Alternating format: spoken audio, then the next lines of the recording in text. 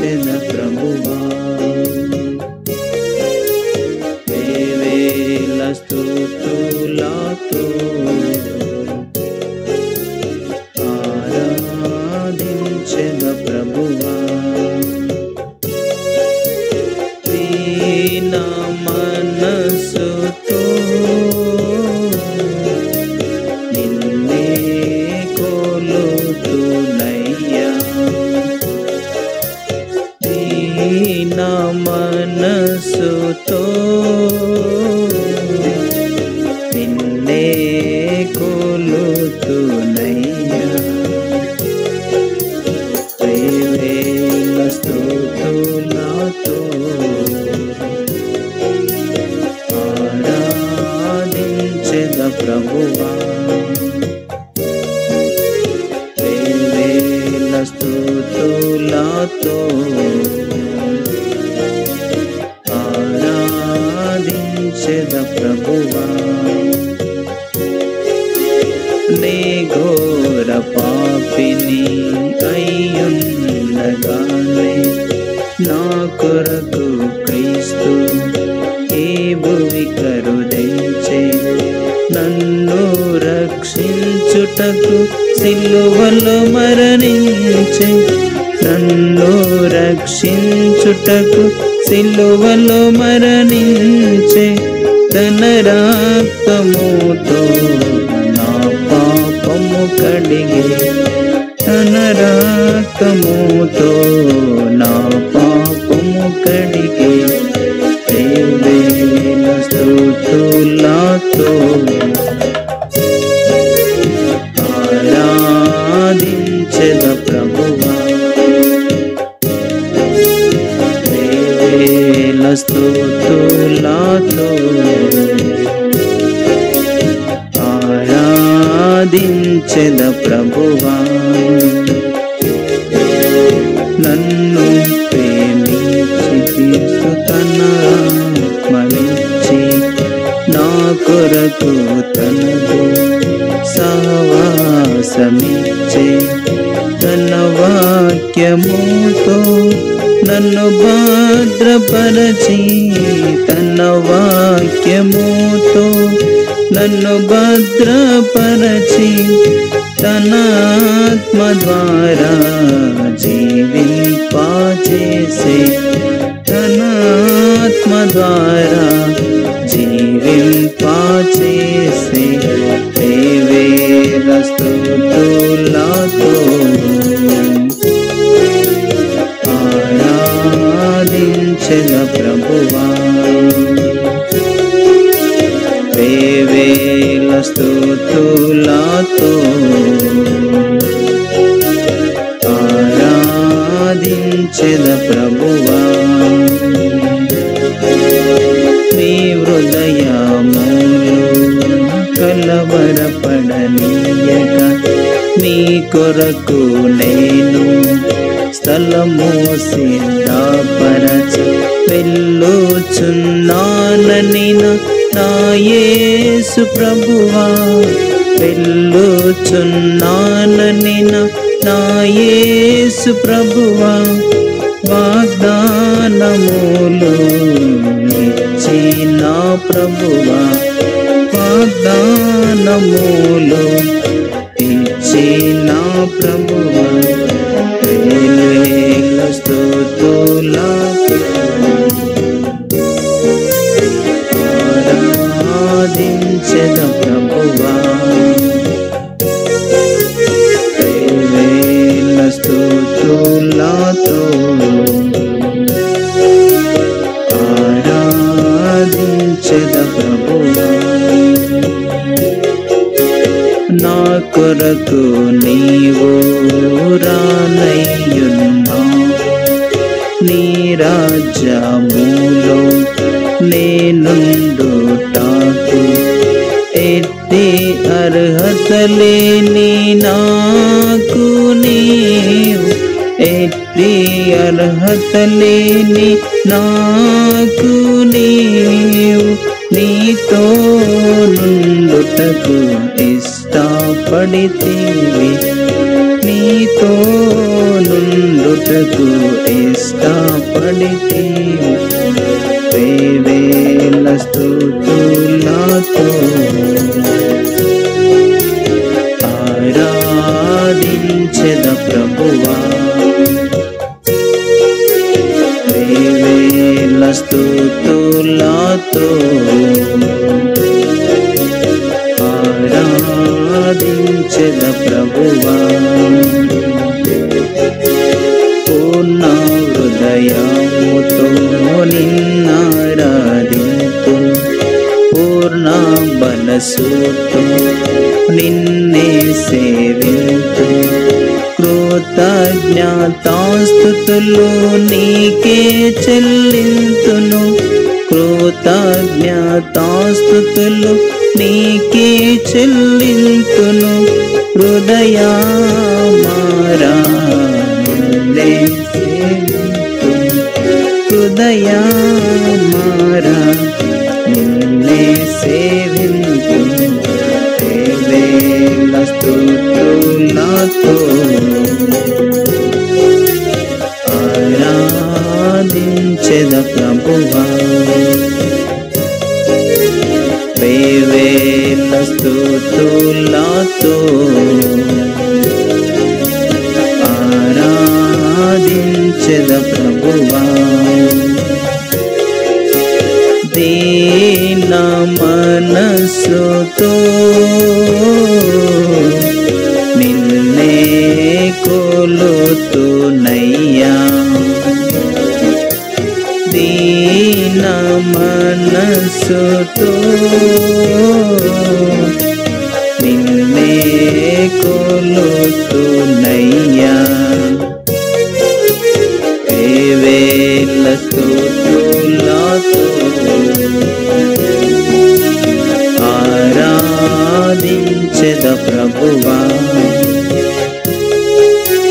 వేవేల స్తుతులతో ఆరాధించెద ప్రభువా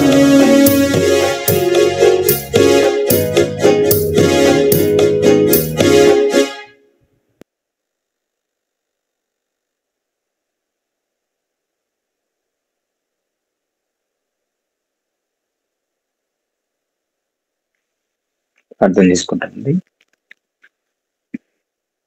ప్రేమగల తండ్రి, పరిశుద్ధమైన దేవ, సర్వకృపానిధి, నిన్న నేడు నిరంతరము ఒకే రీతి ఉన్నవాడు, ఎన్నడూ మారని మార్పు చెందిన దేవ, అనంతమైన జ్ఞానం, యేసుప్రభు ఘనమైన ఉన్నతమైన నామాన్ని బట్టి వందనాలు చెల్లిస్తూ ఈ రీతిగా మీ సన్నిధికి వచ్చే శ్రేష్టమైన ధన్యకరమైనటువంటి తరుణం, ఈ అవకాశం మాకు ఇచ్చినందుకై మిమ్మల్ని స్తుతించి ఆరాధించి కొనియాడుతున్నాం.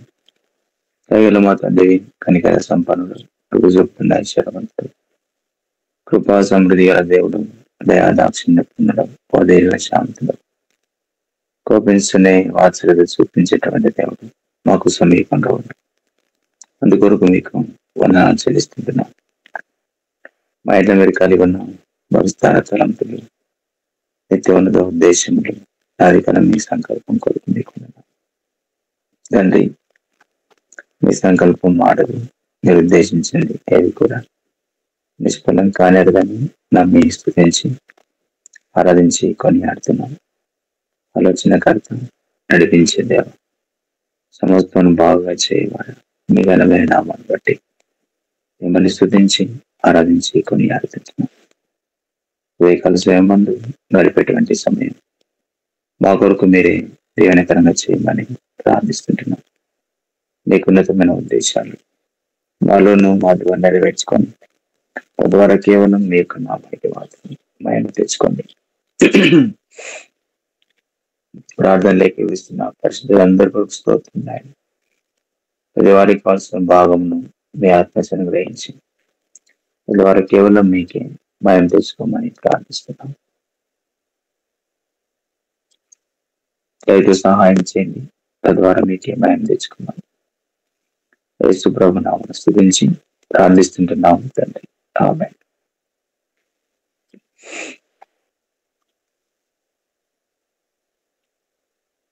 సామెతల గ్రంథం 21 అధ్యాయం 30వ వచనం. సామెతల గ్రంథం 21:30 చదువుకుంటాం. యెహోవాకు విరోధమైన జ్ఞానమైనను వివేచనైనను ఆలోచనైనను నిలవదు.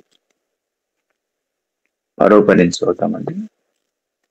యెహోవాకు విరోధమైన జ్ఞానమైనను వివేచనైనను ఆలోచనైనను నిలవదు. ఈ మూడు గమనిస్తాం. జ్ఞానము, వివేచన, ఆలోచన ఒకటే ఎక్కువ కనిపిస్తాయి. కాబట్టి దేవునికి విరోధమైనటువంటిది నిలవనేరదు అని దేవునికి వాక్యం సెలవిస్తాము. అందుకని యోహాను సువార్త 15వ అధ్యాయం చదువుకుంటాం. ఆయనకు వేరుగా ఉండి మనం ఏం చేయలేము అని దేవునికి వాక్యం చెప్పారు. దేవునికి వేరుగా ఉండి మనమేమి కూడా చేయలేము. యోహాను సువార్త 15వ అధ్యాయం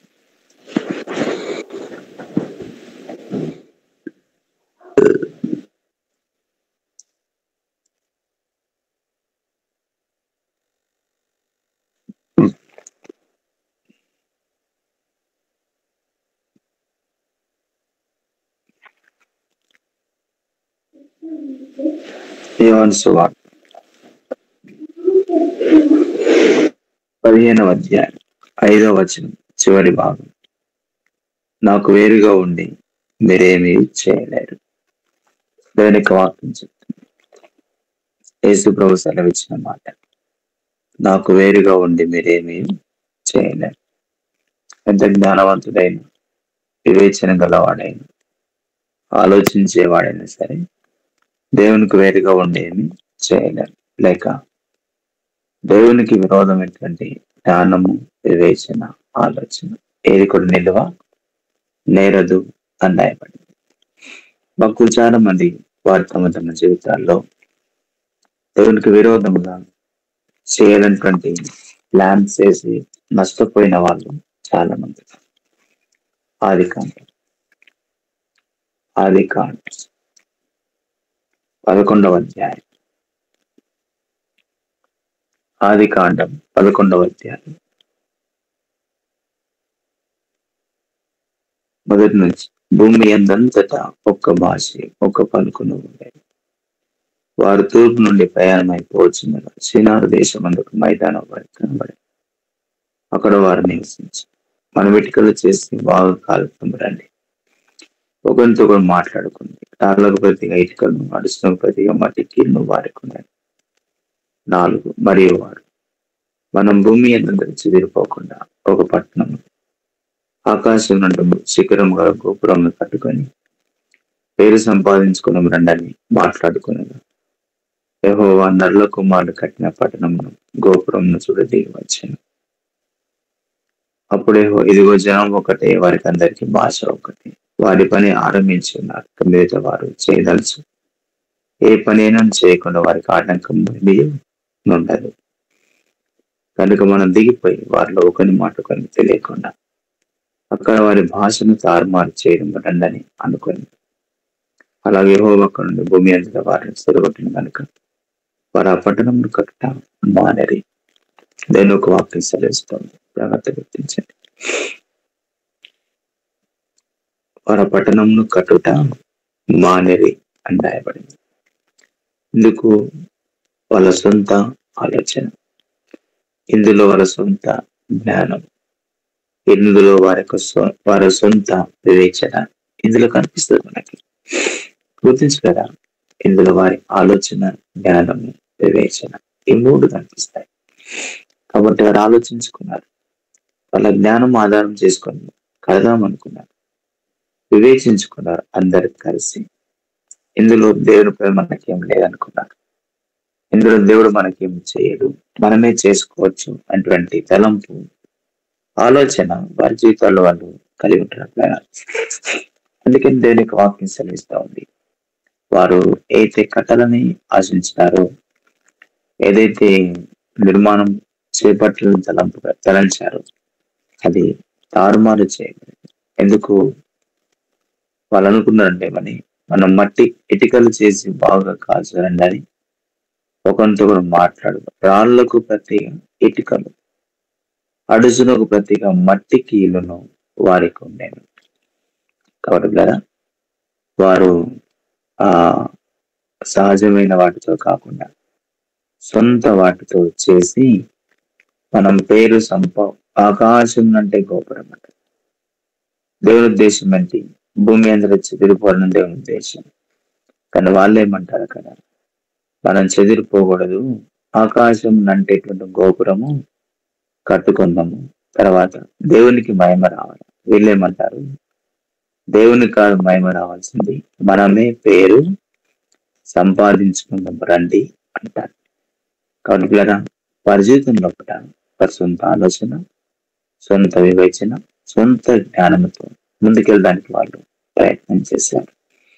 ఎందుకంటే దేవుడు వారి భాషను తారుమారు చేయగా వారు కట్టవలసినటువంటి గోపురం అయితే ఉందో, వారు కట్టవలసినటువంటిది అయితే ఉందో అదేమైంది, తారుమారు చేయబడింది. అందుకని యెహోవాకు విరోధమైనటువంటి జ్ఞానమైనను, ఆలోచనను, వివేచనను, ఆలోచన నిలువనేరదు అని రాయబడింది. దేవునికి విరోధంగా వేసేది ఏది కూడా నిలువ నేరదు. అనేక సందర్భాలు నష్టపోయే ప్రమాదం. కొంతమంది భక్తులు వారి వారి జీవితాల్లో వాళ్ళ సొంత మార్గాల్లో వెళ్ళడానికి వాళ్ళు ఇష్టపడ్డారు. వాళ్ళ సొంత జ్ఞానమును, వాళ్ళ సొంత ఆలోచనను, వారి సొంత తలంపును వారి జీవితంలో వాళ్ళు కలిగి ఉన్నట్టు దేవుని వాక్యంలో మనం చూస్తాం.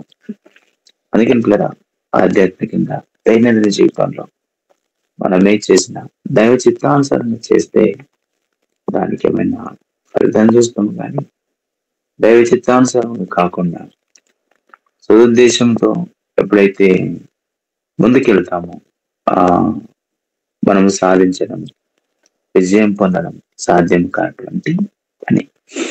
ఆధ్యాత్మికంగా దైనందిన జీవితంలో ఎప్పుడైనా సరే సొంత మార్గాన్ని విడిచి దేవుని పైన ఆధారపడడం మనకి ఎంతో అవసరం. అటువంటి ప్రజలు కూడా ఆరంభంలో ఏదో కట్టాలా, పేరు సంపాదించుకోవాలా, మనం చెదిరిపోకూడదు, ఇక్కడే ఉండాలని అనుకున్నారు. కానీ దేవుడు వారిని చెదరగొట్టాడు. దేవుడు వారిని కట్టవలసిన ప్రయత్నాన్ని వాళ్ళు మానుకునేలా చేశారు. ఆ పట్టణం యొక్క నిర్మాణం, ఆ ఖండమంతా వాటికి ఏమైంది, ఆగిపోయినట్టు దేవుని యొక్క వాక్యం చెప్తుంది. కాబట్టి పిల్లరా, దేవుని యొక్క వాక్యాన్ని గమనిస్తాం. మరొక మాట, సంఖ్యాకాండం 16వ అధ్యాయం. సంఖ్యాకాండం 16వ అధ్యాయం.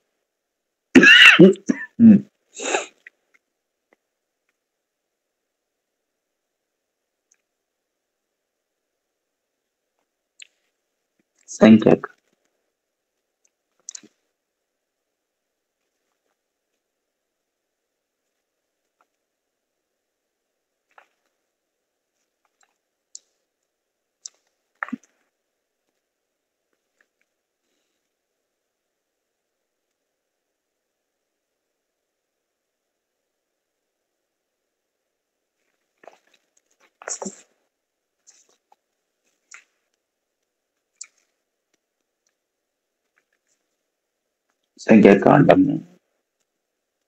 16వ అధ్యాయం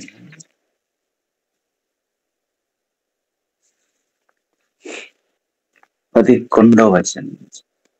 11. ఇందు నిమిత్తం దేవును నీ సమస్త సమాజం యెహోవాకు విరోధముగా పోబోయి ఉన్నాడు. అహరోను ఎవడు, అతని విరోధంగా మీరు సనగనేలా అని.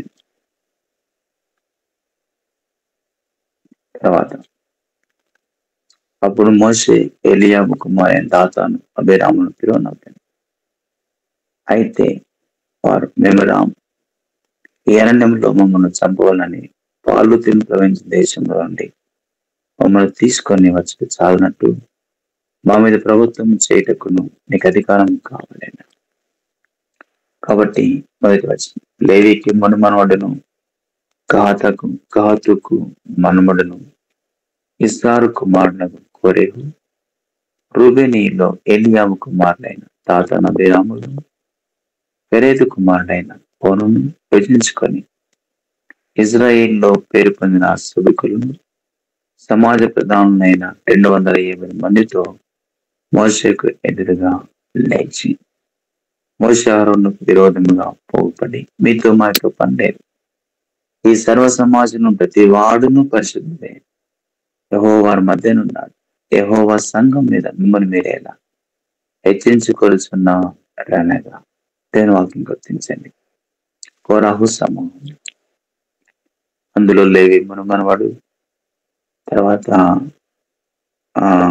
రూబేనీలో ఉన్నటువంటి వాళ్ళు, పెరేదు కుమారుడు ఓను, వీరందరూ యోచించుకునంటే ఆలోచన చేసుకున్నారు. వారందరూ కూడా మోషే అహరోనులకు విరోధముగా పోగుపడ్డారు, వాళ్ళు లేచినారు. కాబట్టి మోషే వారించినప్పటికీ కూడా వాళ్ళంత మాత్రము కూడా ఒప్పుకొని తిరుగుబడడం స్టార్ట్ చేసినారు, ఆలోచన చేసినారు, తిరుగుబడడం స్టార్ట్ చేసినారు. అందుకనే వారి మధ్యలో దేవుడు వారిని పరీక్షించినప్పుడు, కాబట్టి కోరాహు సమూహం అంతా కూడా ఏమైనారు, దేవుని యొక్క వాక్యం చెప్తుంది కదా, వారు 32వ వచనం, 32, భూమి తన నోరు తెరిచి వారిని వారి కుటుంబములను కోరాహు సంబంధులందరినీ వారి సమస్త సంపాద్యమును మింగివేశాను. దేవుని యొక్క వాక్యం చెప్తుంది. దేవునికి విరోధముగా, దేవుని ప్రజలకు, దేవుని దాసులకు విరోధముగా పోగొన్నటువంటి వారు, వారి సమూహం అంతా కూడా భూమి నెరవేర్చి వారిని మింగివేసింది.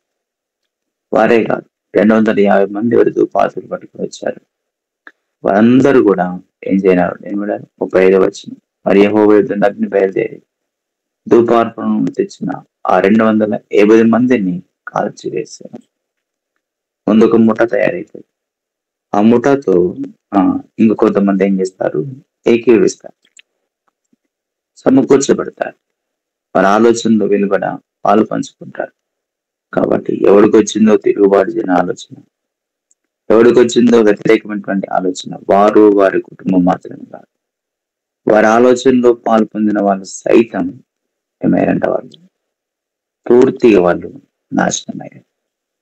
కాబట్టి దేవుని తండ్రి అగ్ని బయలుదేరి వచ్చి వారందరినీ కాల్చివేసి గుర్తించారా, యెహోవాకు విరోధమైనటువంటి ఆలోచన, వివేచన, జ్ఞానం విలువనేది. ఏదో మోషే అహరోనులకు విరోధంగా చేద్దాం అనుకున్నారు, వాళ్ళ కుటుంబాలు నష్టపోయారు, వారి జీవితాలు నష్టపోయినాయి. మరి ఇంకొకసారి ఇది ఎలాంటి ఆలోచన సమాజం కదా.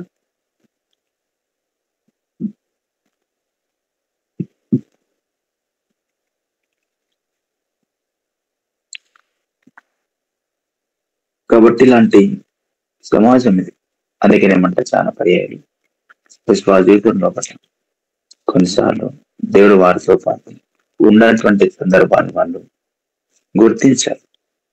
మరొక సందర్భంగా మోషే అంటాడు, అయ్యా దేవుడు మీతో లేడు, మీతో పాటు రాడు, కాబట్టి యుద్ధానికి వెళ్ళకూడదు అన్నాడు దేవుడు. కానీ వాళ్ళు ఏం చేశారు, మోషే మాట వినలేదు. మోషే మాటకి ఎంత మాత్రం కూడా లోబడకుండా వారు, వారి పిల్లలు, వారికి ఉన్నటువంటి వాళ్ళందరూ కూడా బయలుదేరి వెళ్ళారు. అయితే ఇప్పుడు ఆ సందర్భంగా అమ్మోళ్ళు నిలవకుండా వాళ్ళు పారిపోతూ వచ్చారు. కాబట్టి కదా ఆధ్యాత్మిక జీవితంలో కొనసాగుతున్నప్పుడు అందుకని దీన్ని ఏమంటారు, మన ప్రయాణాలు, మన యొక్క పరిచర్యలు, లేకుంటే మనం చేసే ప్రయత్నాలు, మనకు కలిగినటువంటి సమస్త కూడా దైవ చిత్తానుసారం, దేవుని యొక్క చిత్తానుసారంగా చేసుకోవడం ఎంతో మంచిది. ఎప్పుడు దేవునికి వ్యతిరేకంగా, దైవ చిత్తానికి వ్యతిరేకంగా మనం ముందుకెళ్తాము, అప్పుడు మనము క్షేమాన్ని చూడడానికి బదులుగా క్షేమాన్ని, కరువును చూసేటువంటి అవకాశం ఉంటుంది.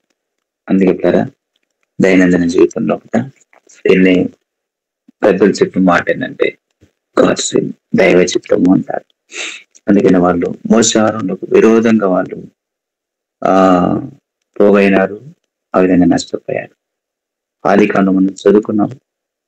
ఆ దేవుని యొక్క ఆలోచన లేకుండా, దైవ చిత్తానుసారంగా కాకుండా వారు సొంతగా వాళ్ళు వెళ్ళారు, వాళ్ళు తారుమారయ్యారు. తర్వాత ఇంకొకసారి దావీదు కూడా మందసాన్ని తీసుకొని రావడానికి దేవుని ప్రజల యొద్ద విచారం చేయడానికి, దేవుని యొద్ద విచారం చేయడానికి బదులుగా కదా ఆ యొక్క రాజ్యం ఆ యొక్క పెద్దవాళ్ళను అందరినీ సమకూర్చుకున్నాడు. అందరినీ సమకూర్చుకొని మందసాన్ని తీసుకొని రావడానికి కొరకు ప్రయత్నం చేస్తూ వచ్చాడు. అలా ప్రయత్నం చేస్తూ వచ్చిన సందర్భంగా కాబట్టి అక్కడ ఏమైంది? 13వ అధ్యాయం, మొదటి దినవృత్తాంతములు 13వ అధ్యాయం.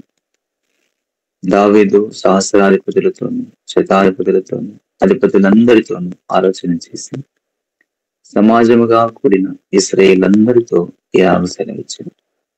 ఏ యోచన మీ దృష్టికి అనుకూలమై మన దేవుని యెహోవాను కలిగిన ఎడల ఇజ్రాయేలు నివాస ప్రదేశం శేషించిన మన సహోదరులను మన పట్టణంలోను పల్లెల్లోను కాపురమున్న యాజకులను లేవీలను మనతో కూడుకున్నట్లు వారి యుద్ధకు పంపి మన దేవుని మందస్సును మరలా మనలో తీసుకుని వస్తాము రండి. సౌలు దినముల్లో దానితో మన విచారణ చేయక ఉంటుంది. ఈ కార్యము సమాజకులందరి దృష్టికి అనుకూలమైన గనుక జనులందరూ ఆ ప్రకారం చేయదమనేది. కాబట్టి మీ దృష్టికి అనుకూలమైతే అన్నాడు కాదు, కానీ దేవుని దృష్టికి అనుకూలమే. తర్వాత 4వ ఈ కార్యం సమాజకులందరి దృష్టికి అనుకూలమాయను. ఎవరైతే సమకూర్చబడ్డారో వారి దృష్టికి అనుకూలమైంది, కానీ దేవుని దృష్టికి మరి అనుకూలమైందా? అందుకని జాగ్రత్త గుర్తించండి. 7వ వాడు దేవుని మందస్సును ఒక కొత్త బండి మీద ఎక్కించి అభినాదాబు ఇంట నుండి తీసుకుని వచ్చింది. ఉజ్జాయును అహ్యోయును బండిని తోలిది. దావీదును ఇజ్రాయేలందరూ తమ పూర్ణ శక్తితో దేవుని పాటలు పాడుచు సితారాలను స్వరమండలమును తంబురును తాళమును వాయించుచు బుర్రలు బోధుచుండేది. వారికి ఇంట్లోను కళ్ళం వద్దకు వచ్చినప్పుడు ఎడ్ల కాలు జారినందున మందసమును పట్టుకున్న వాళ్ళని ఉజ్జా చేయి చాపగా యెహోవా కోపం అతని మీద రగులుకొని అతను చేయి మందసమునకు చాపగా ఆయన అతని మొత్తని కనుక అతను అక్కడనే దేవుని సన్నిధిని చనిపోయాను. కాబట్టి సొంత తలంపుతో దావీదు మందసాన్ని తీసుకొని వెళ్ళాడు. సొంత ఆలోచన, సొంత జ్ఞానము, సొంత వివేచనతో. కాబట్టి సొంత ఆలోచనతో అధికాన్ని చదువుకున్నాడు, ఒక గోపురం కట్టుకోవాలనుకున్నాడు. సొంత ఆలోచనతో దైవజనుడు మోసే ఆరునకు విరోధంగా పోగుపడి ఏదో చేద్దాం అనుకున్నారు. ఎవరు? కోరహు, ఆయనతో పాటు సమూహం. తర్వాత దావీదు సహస్రాధిపతులతో శతాధిపతులతో అధిపతులందరితో సమాజకులందరినీ కూడా సమకూర్చి ఏమన్నాడు? మందసాన్ని తీసుకొద్దాం అనుకున్నాడు. దానికి ఒక రూల్ ఉంది, దానికి ఒక పద్ధతి ఉంది, దానికి ఒక క్రమం ఉంది. దేవుడు పెట్టినటువంటి ఒక నియమం అనేది దానికి ఉంది. ఆ పద్ధతి ప్రకారంగా చేస్తే బాగుంటది, కానీ సొంత ఆలోచనతో వెళ్ళి చేసుకోవడం మంచిది కాదు. అందుకే పిల్లరా, ఆధ్యాత్మికంగా దైనందిన జీవితంలో ఎవరైనా సరే ఏదైనా చేయడానికి ప్రయత్నం చేస్తున్నటువంటి సందర్భంగా మన విశ్వాసపు బ్రతుకు జీవితంలో ఏమవసరం.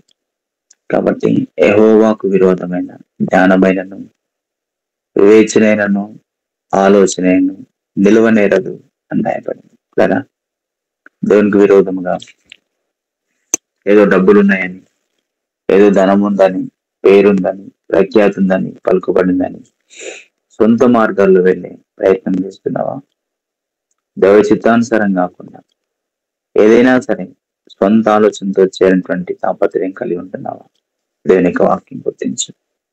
కాబట్టి సొంత ఆలోచనతో చేస్తే ఏదైనా సరే నిలువనేరదు అని దేవునికి వాక్యం చెప్తా ఉంది. విశ్వాస బ్రతుకు జీవితంలో దైవ చిత్తానుసారంగా పోవడం, దైవ చిత్తాన్ని చేయడం అదెంతో మంచిది. అలాగ లేని పక్షంగా నష్టపోయే ప్రమాదం ఉంది.